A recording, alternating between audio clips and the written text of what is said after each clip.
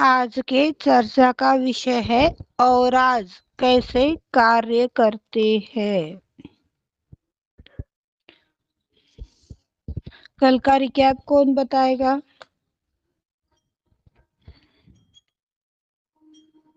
कल का रिकैप कौन बताएगा? कल जो भी बातें आप लोगों ने समझी है उसे शॉर्ट में कौन बताएगा?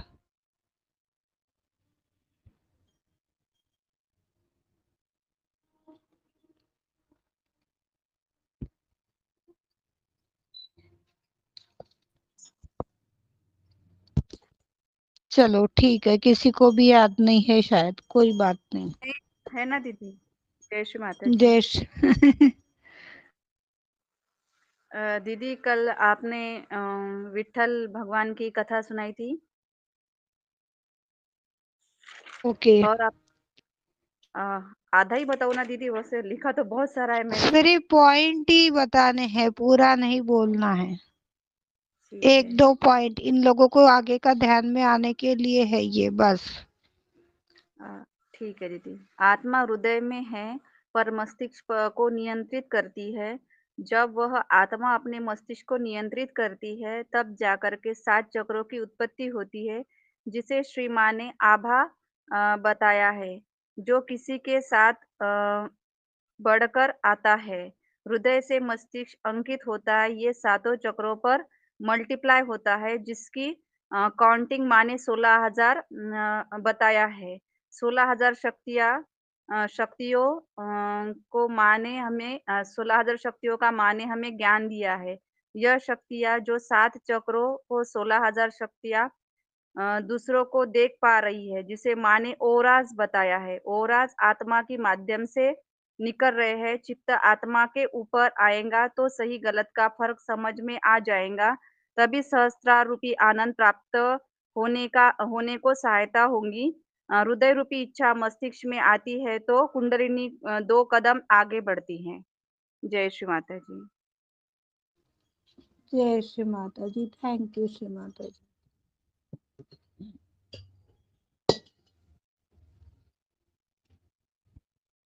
जब ये आत्म साक्षात्कार की पहली सीढ़ी शुरू होती है तो सबसे पहले वो हमारे नसों को शुद्ध करती है। नसों के बाद में नाड़ी आती है। नाड़ी के बाद में हम सभी के चक्र आते हैं।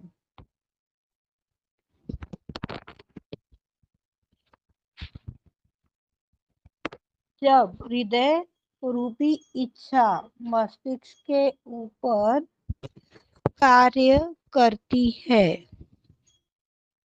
तो कुंडलनी 2 कदम और आगे बढ़ जाती है और सदाशिव से एक रूप होती है। सदाशिव वो है जो निरानंद है, परमानंद है, मस्त मौला है, भोला भंडारी है। किसी चीज की फिक्र नहीं है उसको, किसी चीज का लेन देन नहीं है उसको।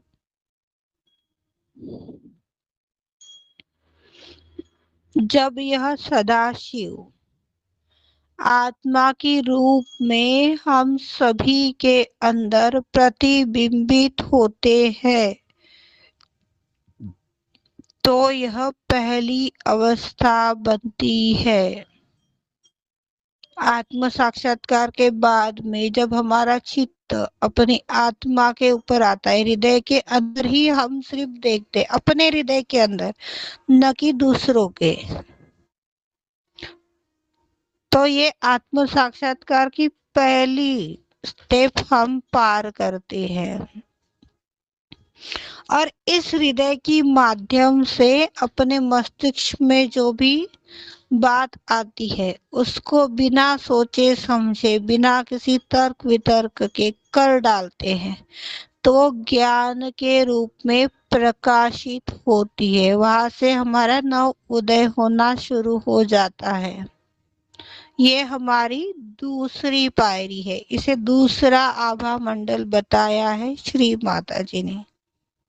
ये चक्र तो छठा है पर इसकी स्टेप 2 नंबर पर है। क्योंकि हम सब दिल के माध्यम से कम काम करते, बुद्धि के बल पर वो हर एक मुकाम प्राप्त कर लेना चाहते हैं जो हमारे बस का भी नहीं है।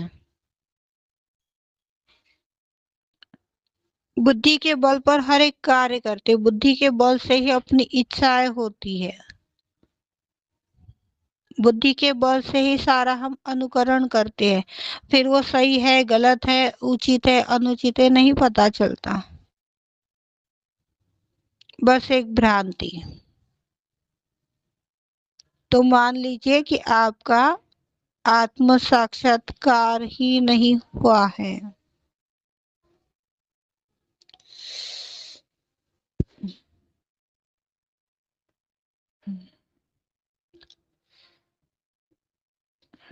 किसके हाथ में चमक निकली है अभी? किसका हाथ कष्ट हो रहा है?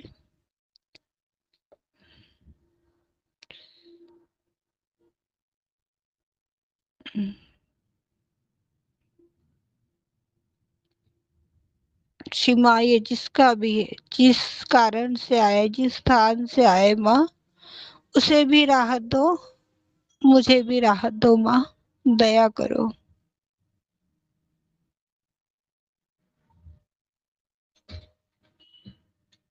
क्षमा, क्षमा माँ, जाने अनजाने में, कहने सुनने के माध्यम से भी यदि मुझसे गलती हुई हो तो माँ क्षमा कर दीजिएगा। आप करता करविता हो माँ।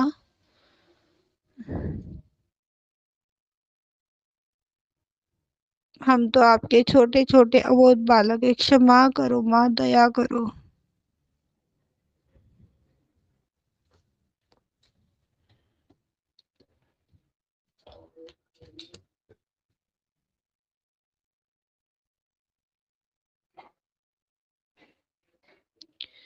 ओ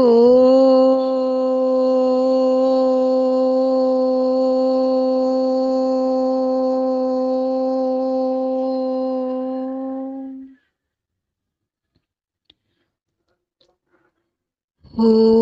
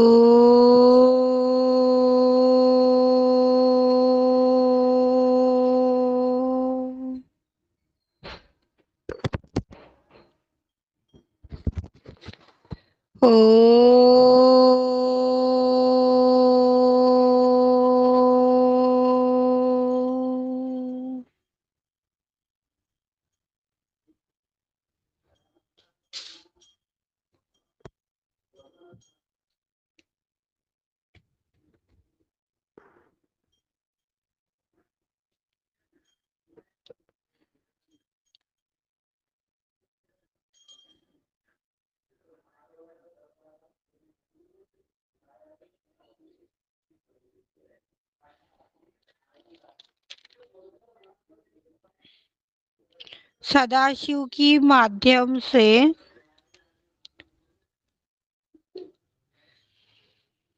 जो भी कोई घटनाक्रम होता है, जो भी कोई इच्छा होती है, जो भी क्रिएटिविटी होती है, वह अपने हृदय में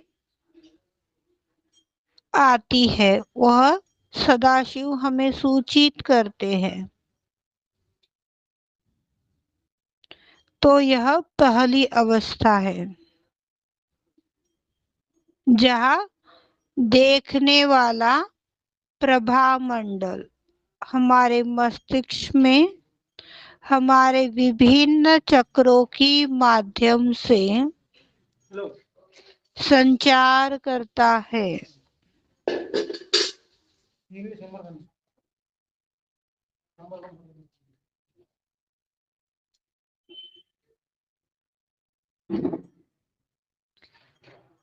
हमें उस परम से, परमात्मा से एक रूप कराता है। जब आज्ञा पर, अपने मस्तिष्क पर उस आत्मा का प्रकाश आता है या आत्मा का प्रकाश गिरता है, तो जितने भी हम सभी के षड्रिपु हैं, वह समस्त षड्रिपु समाप्त हो जाते हैं। षड्रिपु काम, क्रोध, लोभ, मोह, माया, वासना, लालच, अहंकार, प्रति अहंकार, ईर्ष्या, ये सब खत्म हो जाता है। ये जब खत्म हो गया है तो उस व्यक्ति का ये सिग्नल है कि वो आत्म साक्षात्कार की दूसरी पायरी पर आ गया है। पर इनमें से यदि एक भी षड्रिपु हमारे अंदर है तो अभी हम दर किनारे ही बैठे हैं। समझ में आए, पर साइड में है, जिसकी वैल्यूएशन कुछ नहीं है।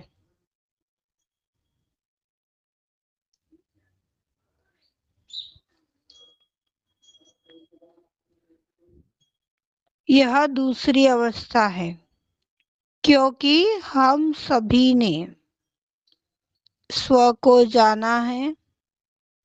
स्व यानी हमारी आत्मा, अपने हृदय को पहचाना है। कैसे पहचाना? हमें माँ ने आत्म साक्षात्कार दिया तो हम पूछते हैं ना, मैं कौन हूँ? पहले ही दिन ये सवाल हमसे माँ करवाती है, मैं कौन हूँ? पूछो, अपना हाथ हृदय के ऊपर रखो और 3 बार सवाल करो मुझसे। बोलती है ना माँ, मैं कौन हूँ? तब जाकर के हम बोलते हम स्वयं के गुरु हैं, हम एक शुद्ध आत्मा हैं। तो यही हमारा स्व है। स्व यानी हम खुद,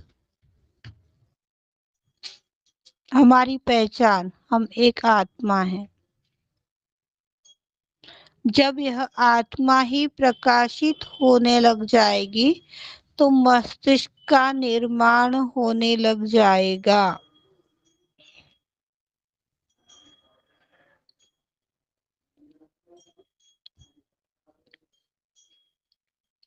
आज मैं अकोला में बैठी हूँ, आप लोग विभिन्न प्रांतों से, विभिन्न गांवों से, देशों से बने हुए हैं।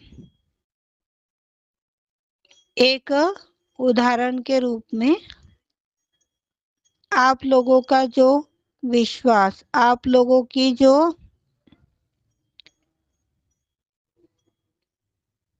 प्रीति दीदी बताएगी, वो बहुत अच्छा बोलती है। ये जो आपकी मानसिकता बनी हुई है, क्यों बनी हुई है? आपके हृदय के ऊपर वो हावी हो चुकी है प्रीति, और वो मस्तिष्क में बनी हुई है। कोई भी बात है तो भाई दीदी से बात कर लो, भाभीला विचारते।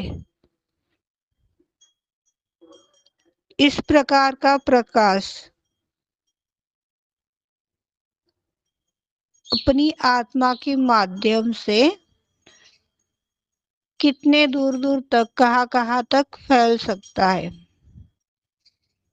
आप लोग ही तो हो कि जो कहीं ना कहीं मेरी विषय करते हो, कहीं ना कहीं मेरी चर्चा करते हो, और कई बार अननोन कांटेक्ट आ जाते हैं। मुझे इस व्यक्ति ने को नंबर दिया, उन्होंने मुझसे बोला कि आपसे बात करो। कोई तो रीजन होगा। ये इस प्रकार की गतिविधियां होती है। जब हम आत्मा में स्थापित होते हैं तो मस्तिष्क अपने आप प्रकाशित होता है। ये तो एक तुच्छ मानव के प्रति है, पर परमात्मा के प्रति होगा तो उसका प्रकाश कितना ऊंचा होगा। ये हम सभी को देखना चाहिए, हम सभी को समझना चाहिए। एक माँ के माध्यम से बने क्या रिश्ता है हम लोगों का, आदि शक्ति की वजह से बैठे हुए हैं। और जो प्रेम, जो विश्वास हम सभी में एक में के प्रति दिख रहा है, जो चिंता एक में के प्रति है, जो स्नेह एक में के प्रति है, इतना तो हमारे परिवार वाले भी हम लोगों के साथ नहीं करते। आप सभी को ये चीज पता है। ये मेरी क्या और आपकी क्या एक ही कहानी है।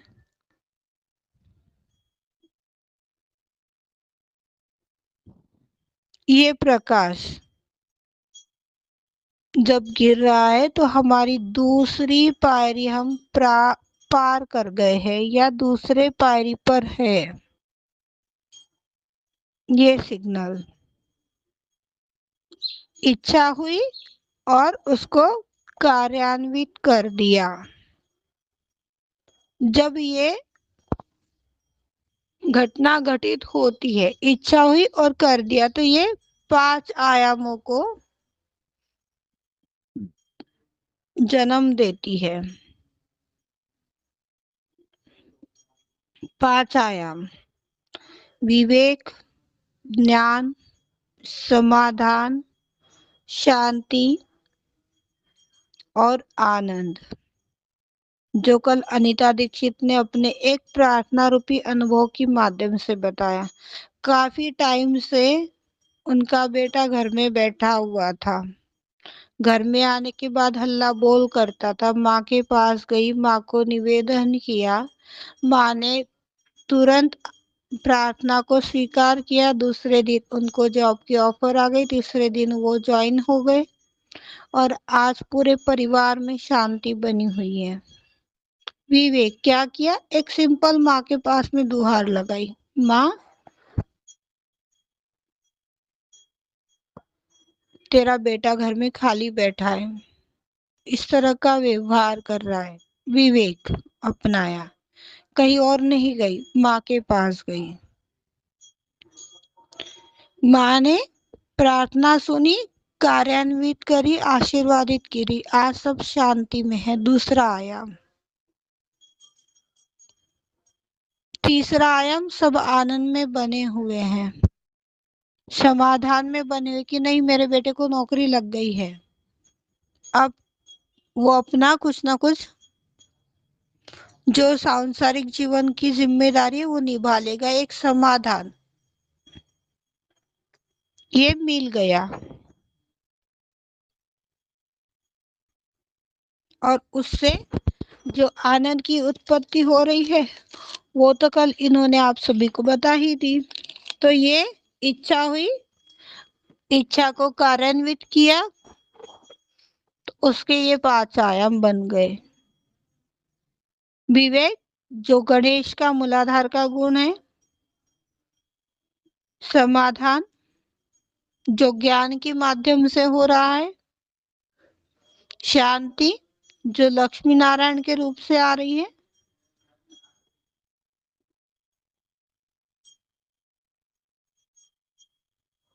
और आनंद जो परमात्मा की कृपा से आ रहा है। विवेक, ज्ञान, समाधान, शांति और आनंद, 5 आयाम।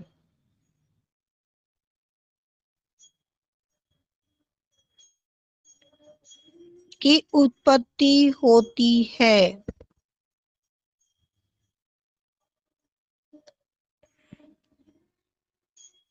और जब ये उत्पत्ति होती है तो सामूहिक चेतना चैतन्य के रूप में कार्य करने लगती है।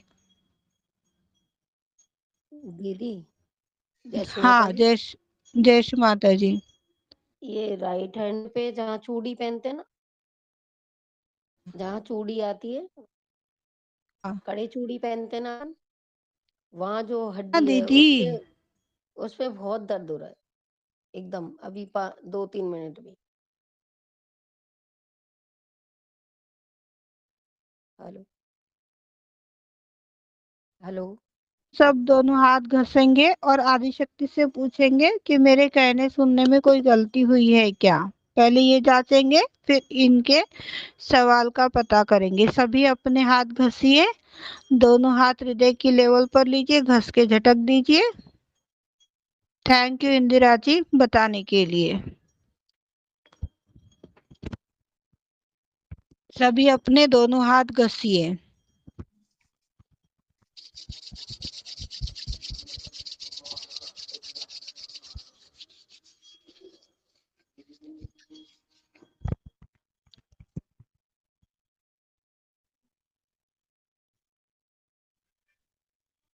थोड़ी सी गर्दन को विनम्रता के साथ में झुका लीजिए।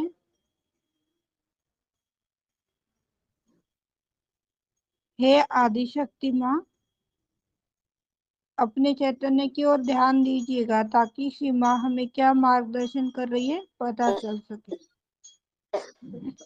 इंदिरा जी माइक बंद कर लीजिए।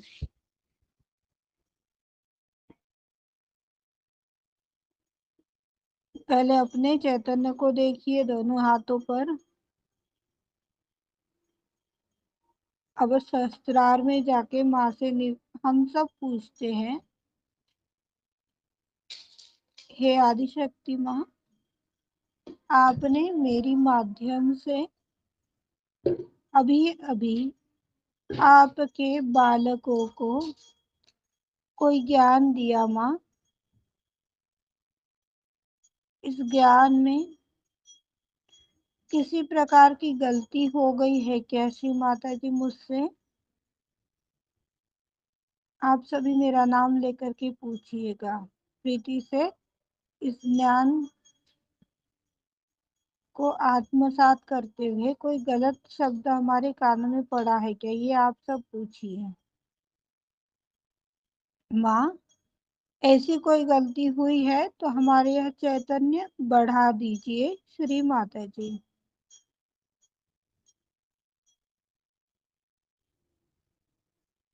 माँ, ज्ञान की माध्यम से यदि कोई गलती नहीं हुई है तो इसे घटा दीजिए श्री माता जी। हम सभी को एक समान चैतन्य की अनुभूति प्रदान करने की कृपा करे श्री माता जी।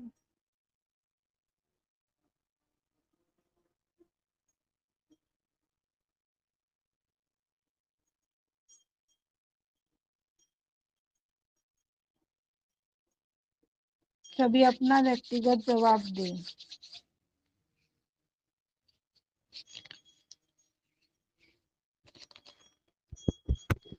जय माता दी दीदी। जय श्री माता जी। इंदिरा जी। दीदी ये वहां से हटके और ये गर्दन पे आ गया, यहाँ पे जो राइट राइट कंधा है ना, वहां पे कंधे के ओके जस्ट पास में। Okay okay okay Indira ji. हाँ, और सभी अपने अपने जवाब दीजिए। राइट आज्ञा और राइट विशुद्धि।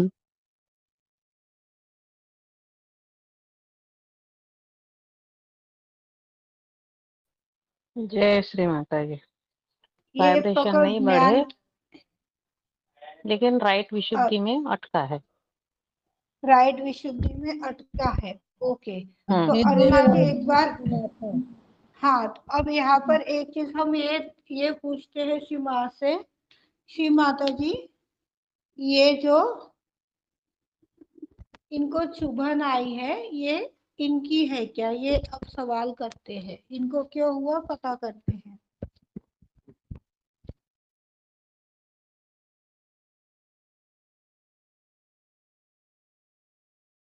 श्री माता जी, मेरा नेटवर्क चले गया था और इसमें इनका कोई कमती आई है क्या, कौन बताएगा।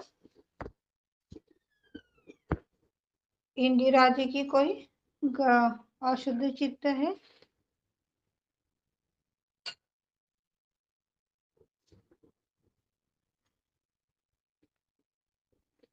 हमारे राइट हाथ में राइट विशुद्धि लग रही है,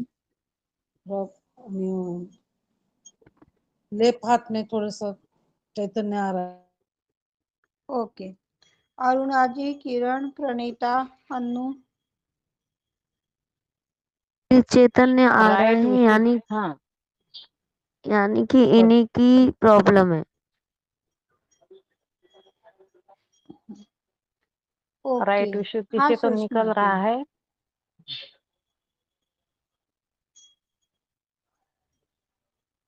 इंदिरा जी, आप प्रार्थना कीजिएगा। श्री माता जी, ये जो अशुद्ध चित्त मेरा है किसका है मुझे नहीं मालूम। इस चित्त को अपने चरणों में लीजिए और मुझे अपनी सुरक्षा देने की कृपा कीजिए। विश्व के सारे संतों को अपनी सुरक्षा प्रदान कीजिए श्री माता जी।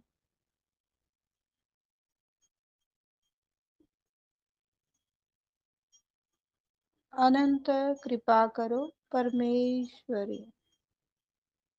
अनंत कृपा करो परमेश्वरी।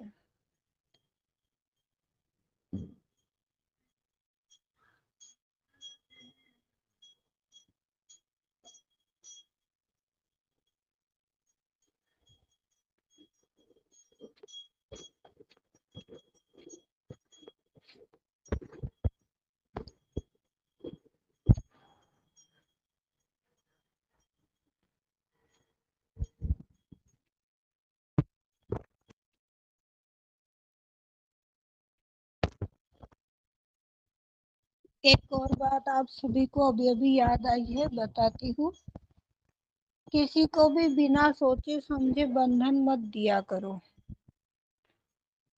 कोई भी भाई बहन फटाक से मैसेज डाल देता है कि बंधन दो, ये हमें कष्ट दे रहा है, ये हमें ऐसे बोल रहा है, इसी वजह से हमारा ऐसा है। हालांकि हमें ये नहीं पता होता कि रियल गलती किसकी है, और हम उसे बंधन डालना चालू कर दे। क्यों? क्योंकि सामने वाले ने बोला इसके लिए। यदि हमें पता है कि सामने वाला व्यक्ति सच में अच्छा है, वो किसी प्रकार का गलत नहीं कर रहा है, उसके साथ में गलत किया जा रहा है, इस बात को लेकर के हम यदि श्योर है और बात वैसी है, बंधन डालने लायक है, तो बंधन डालिए। नहीं तो बंधन के दुष्परिणाम भी हम सभी ने आत्मसात किए हैं। क्या पता इसमें किसकी गलती है। परिवार वाले सच में उस व्यक्ति को कष्ट दे रहे हैं, या फिर इनकी ही ऐसी कोई बात है, इनकी ही ऐसी कोई गलती है जिससे परिवार वाले बोल रहे हैं, उन्हें टॉर्चर कर रहे हैं, उन्हें गलत शब्द बोल रहे हैं, उन्हें बदनाम कर रहे हैं।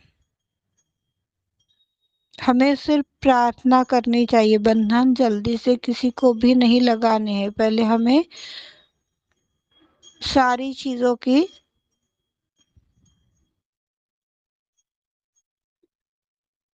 और दृष्टिकोण डालना है, सही गलत की पहचान करनी है, और फिर जाकर के माँ से अनुमति मांग करके किसी को बंधन लगाने हैं।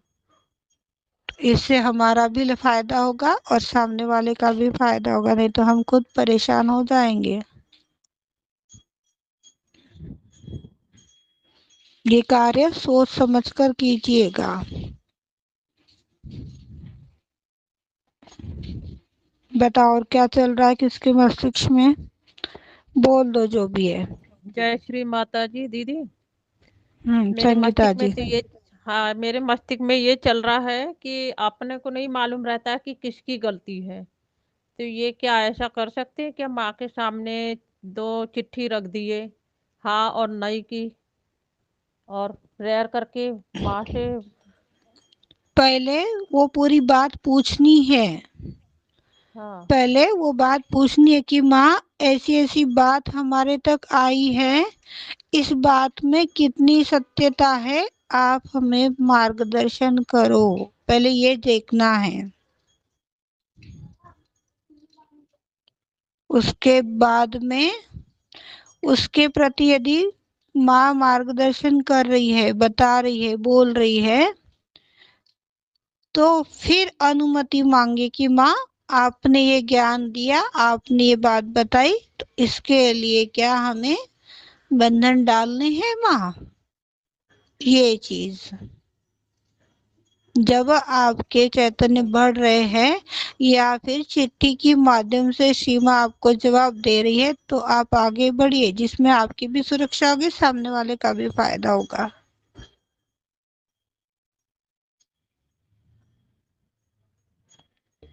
हम जिस प्रकार से दो व्यक्ति के साथ में अपनी बात रखते हैं, बोलते हैं, बताते, सेम टू सेम यही मेथड है अपने आदि शक्ति के साथ में बात रखने की। मुझे भी कई बार उलझन हो जाती है, तो मैं क्या करती हूँ, अपने ही किसी भाई बहनों को कभी कभार याद कर लेती हूँ। थोड़ी सहायता कर दो, आओ माँ के दरबार चलते हैं। जवाब तो पता चल जाता है, फिर भी एक मन में कुछ गलत तो नहीं हो रहा है, एक बार और किसी से पूछ लेती हूँ, फिर श्योर हो जाती हूँ। ये बात बनी हुई है, कई ऐसे भाई बहन हैं जिनसे कांटेक्ट के माध्यम से कार्य चलता है। एकदम उठा करके किसी को जवाब नहीं दिया जाता, और ना ही हमें ऐसे किसी को देना है ना रेणु जी? माँ से एकरूपता पाते हैं ना अपन लोग, हाँ दीदी। यही हम सभी को करना है। माँ से पूछिए, माँ से वार्तालाप कीजिए और फिर आगे बढ़िए। डिसीजन मत दीजिएगा, अपनी राय किसी पर मत थोपिएगा,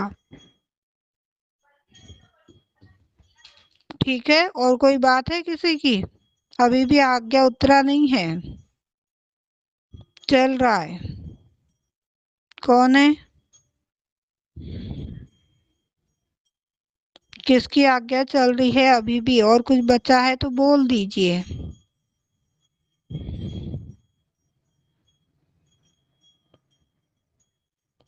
हे आदिशक्ति माँ,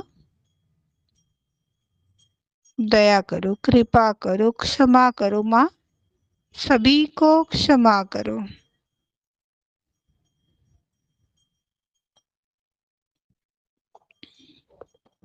बने तब तक अपने कुंडलनी के ही दर्शन कर लिया करो, यही से हम लोगों की शुरुआत होगी। हे कुंडलनी माँ, आप कहाँ हो, हमें दर्शन दो। दिन में 10 बार 20 बार पूछो उसको, देखो जब याद आए तब पूछो, हे कुंडलनी माँ आप कहाँ हो, हमें दर्शन दो। इस तरह से अपना चित्त कुंडली के ऊपर आएगा। जब चित्त कुंडली के ऊपर आएगा तो आत्मा प्रकाशित हो जाएगी। आत्मा प्रकाशित हो जाएगी तो आत्म साक्षात्कार की पहली सीढ़ी हम पार कर जाएंगे।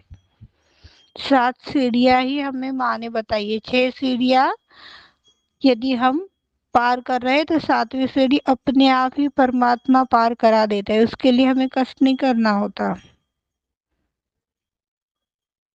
पर आप पूरा इकट्ठा ही बोलोगे कि मम्मी मुझे गोद में लेकर के पूरा महाराष्ट्र दर्शन करा दे, तो बात नहीं बनने वाली।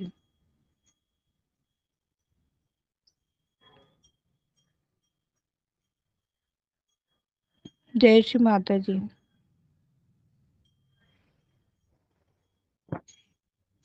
जब सामूहिक चेतना बनने लग जाती है तो उसके पश्चात कुंडलनी ऊपर बढ़ती है, चढ़ती है,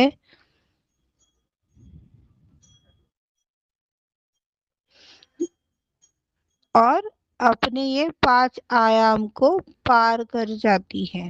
5 आयाम फिर एक बार बता रही हूँ, विवेक, ज्ञान, समाधान, शांति और आनंद। 5 आयाम। इच्छा हुई, कार्यान्वित हुई, उसके बाद में ये 5 आयाम जो कुंडलनी और आज के रूप में कार्य करती हैं। जैसे कुंडलनी बढ़ी वैसे 5 आयाम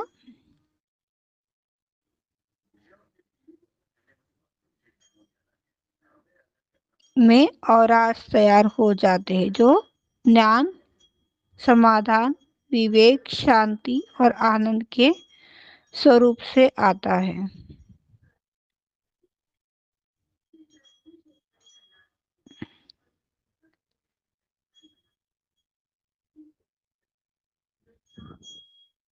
जब इस 5 आयाम में यह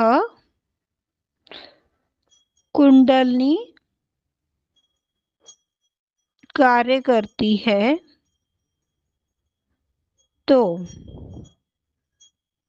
मैं ही मैं नहीं बचता, तू ही तू रह जाता है। यानी जो कर रहा है, जो कर रहा था और जो करेगा वो परमात्मा, ये धुन बजने लग जाती है। पहला पहली पायरी अपनी आत्मा, दूसरी पायरी अपना मस्तिष्क। इस 2 पायरी के माध्यम से 5 आयाम की उत्पत्ति हुई। जब ये 5 आयाम की उत्पत्ति हुई तो हम आत्म स्वरूप बन गए।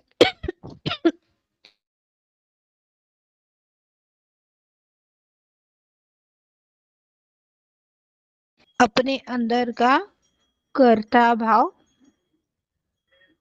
जो आत्मा के रूप में है वह जागृत हो गया।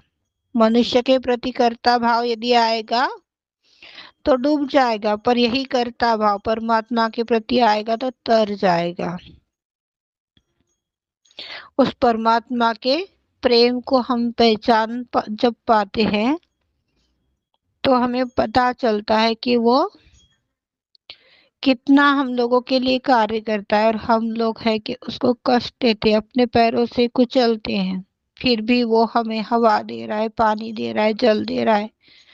ये पृथ्वी जिस दिशा में, जिस गति से दौड़ रही है, उस पृथ्वी पर खड़े रहने की, बैठने की वो गुरुत्वाकर्षण शक्ति दे रहा है। आज हमारे अंदर गुरुत्वाकर्षण शक्ति नहीं रहती थी तो हम एक स्थान पर नहीं बैठ पाते थे। भूकंप आने के बाद में जैसे लोगों को हादरा बैठता है, घर गिरते हैं, ऐसे ही हम गिरने लग जाते थे। कितना बड़ा प्रेम है ये परमात्मा का। ये जब हम देख पा रहे हैं, उसकी क्रियाओं को हम पहचान पा रहे हैं तो तू ही निकलेगा। पर हम ये नहीं देखते हैं, हम ये कभी नहीं सोचते उन हवाओं से सीखो उड़ना, उन चिड़ियों से देखो प्रेम करना। ये कभी नहीं आता हमारे अंदर। मैं तो इतना प्रेम करती हूँ फिर भी वो मुझे प्रेम नहीं करता है। किससे अपेक्षा लगा रहे हो? परमात्मा ने तो हमसे अपेक्षा नहीं लगाई कि मैं तो इतना उसको भर भर के दे रहा हूँ फिर भी वो मेरा तिरस्कार करता है, मेरा सम्मान नहीं करता है। वो कभी नहीं बोलता हमें ऐसा। फिर हम किस अधिकार से इस मनुष्य के प्रति इस प्रकार की व्यवहार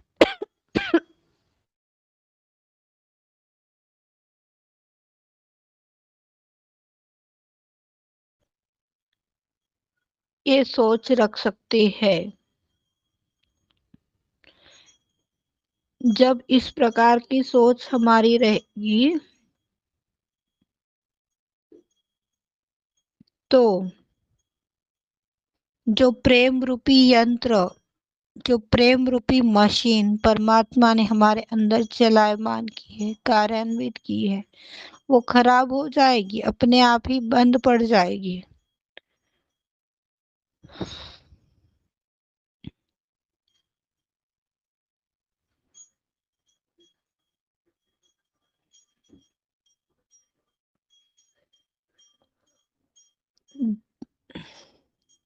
जितना भी कुछ बाहर दिख रहा है उससे हमें नहीं जुड़ना है, क्योंकि ये एक प्रकार की माया है, एक प्रकार की भ्रांति है जो क्षणिक है। एक दिन ये सब मिट जाएगा।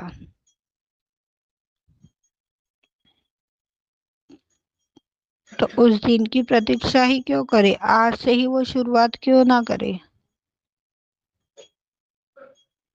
अपने अंदर ही क्यों ना देखे, अपने आत्मा के और ये अपना रुख क्यों ना कर ले?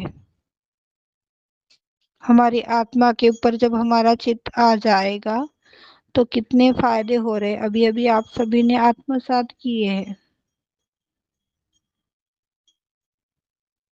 हम सब बोलते क्या लेकर आया था और क्या लेकर जाएगा। ये घर, ये गाड़ी, ये बंगला, ये पैसा, ये प्रॉपर्टी। इसी में यदि हम बने हुए हैं उस प्रेम के शक्ति को, उस आह्लाददायिनी शक्ति को हम नहीं समझ पाएंगे।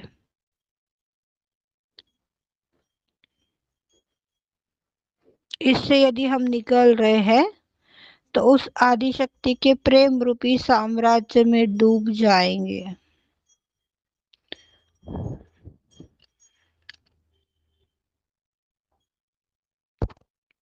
हम सभी के साथ रह कर के भी जो अलग है, यानी परिवार में है। आप सभी को एक चीज बताई थी पीछे, आपको बताई थी क्या? आपको नहीं बताई थी, मैंने अपने दामाद को बताई थी। जिम्मेदारियां हमें पूरी उठानी है, ये नहीं कि बस परिवार के चलते 2 टाइम का ध्यान कर लिया और बाकी अपनी जो चक्की चल रही है, नहीं। अपने हृदय में सिर्फ सीमा को स्थान दीजिए, शरीर से सब रिश्ते निभाइए। माँ बाप, भाई बहन, पिता, पति, पत्नी, जितने भी हैं।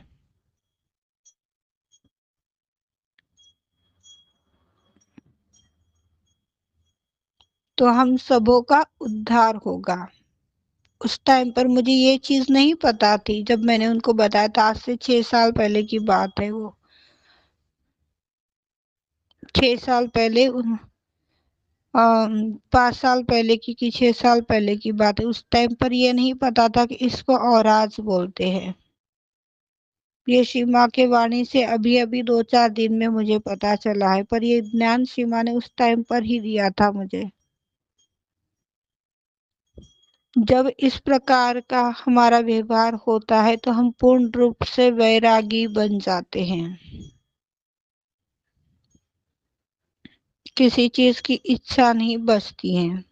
आज भी कई लोग हैं, उम्र आ जाती है पर उनको अपनी संगिनी चाहिए ही चाहिए।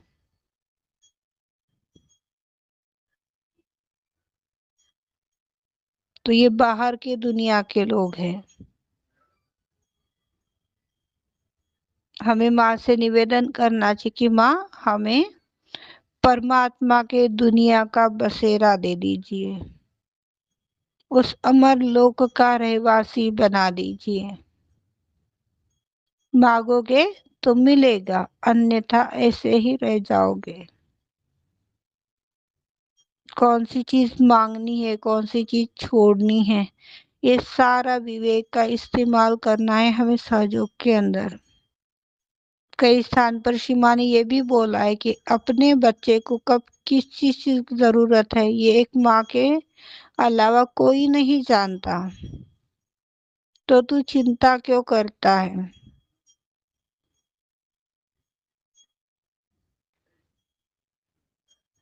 तो ये सारा विवेक, कौन सी चीज मांगनी है, कौन सी चीज नहीं मांगनी है, ये सारा विवेक हमें अपनाना होगा।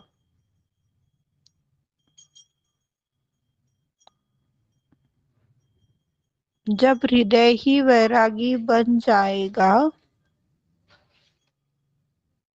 तो सभी तरह की अटैचमेंट दूर हो जाएगी।